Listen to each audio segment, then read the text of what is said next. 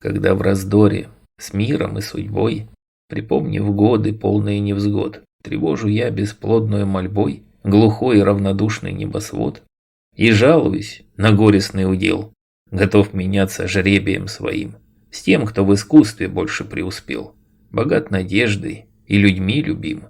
Тогда внезапно, вспомнив о тебе, я малодушье жалкое кляну, и жаворонком, вопреки судьбе, моя душа несется в вышину. С твоей любовью, с памятью о ней, всех королей на свете я сильней.